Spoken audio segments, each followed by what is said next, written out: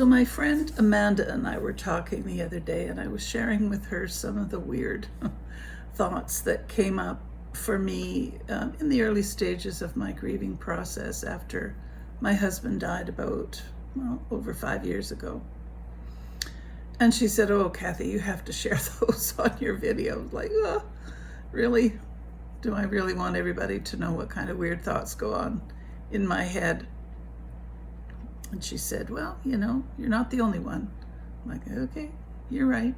People might be helpful for people to know that just because they're thinking things they weren't thinking outside of grief doesn't mean they're crazy, or even that they should put any judgment on it. Yeah. So, okay, here we go, Amanda.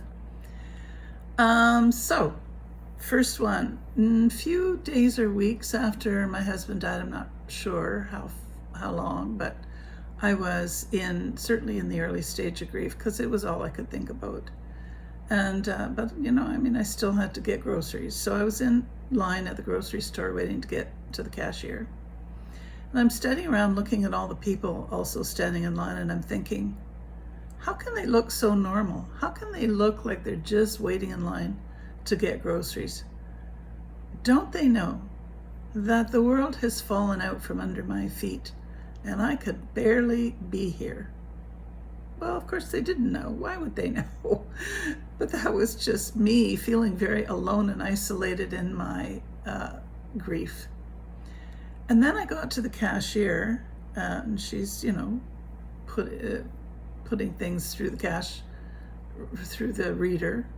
And I'm standing there looking at her, and I'm thinking, how come you're not asking me about my husband? Where is he? Because he and I always went shopping together, so they were very used to seeing the two of us.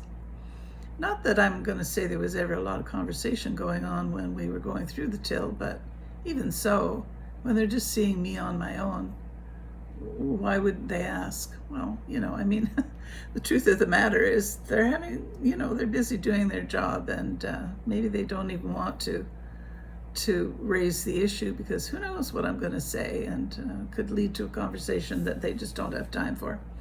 Anyway, so I thought that was really kind of weird. And then in my own grief group at the time, other people were saying similar sorts of things, and I thought, oh, okay. This is part of the process, not weird at all.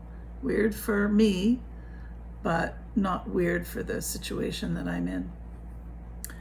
Then there was another occasion, maybe about a year out after Grant died, and I'm sitting in my doctor's reception room, just waiting to be called in.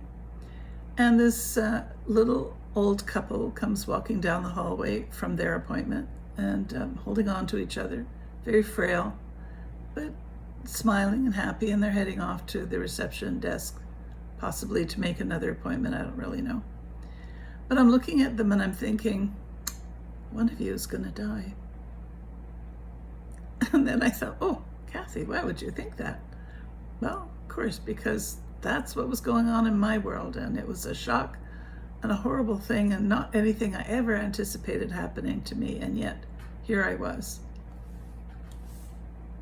So, if those things pop up for you, just know it's pretty normal. I also went to, maybe further out than that, maybe a couple of years, I went to a restaurant that Grant and I went to sometimes, not frequently, but we went. It was sort of a breakfast lunch kind of a place, and I went there for lunch one day. And I hadn't been there since Grant died, and I'm not even sure how long before he died we had been there. In any event, it was very quiet. It was probably in between breakfast and lunch when I got there. And so I ordered my food, and I'm eating, and I'm starting to cry. So the waitress comes over and she asks me what the trouble is. And I said, well, my husband's died, and we used to come here and enjoy breakfast. She said, yeah. She said, I remember you. I remember your husband.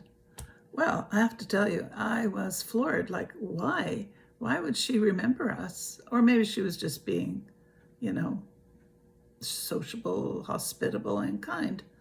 I don't really know, but we had quite a long conversation because it was quiet and she had time, and it was lovely actually to connect with someone that way. Just on the other side, I want to say sometimes people say things to us when we're grieving that we maybe find maybe a little bit offensive. They don't mean it that way. I have to say, they really just they're trying to ease our pain. They're trying to be kind, but it doesn't always come out the way that maybe they even intend or that we hear. So I remember one time, oh gosh, I don't even know, 2 or 3 years after Grant died, and his remains are buried in a little churchyard by my church. And somebody said to me, how come you never go to his grave? I was shocked. What do you mean? Like, are you observing me? Like, I don't, like, why would you even ask me that question? You know, personally, I pass it as I go into church and I think of him, but I don't stand there and visit with him because he's not there. His remains are there, but his soul, his spirit are in other places. So, I don't personally have a need to stand and visit and chat with him there. I chat with him other places. Okay, that's kind of, Amanda, that's kind of it I've shared. I hope that satisfies your need to have me share my weird thoughts with people. So I hope if you like this video, you can click like and share it with your community and book some time with me. All the links are in the show notes below. Bye.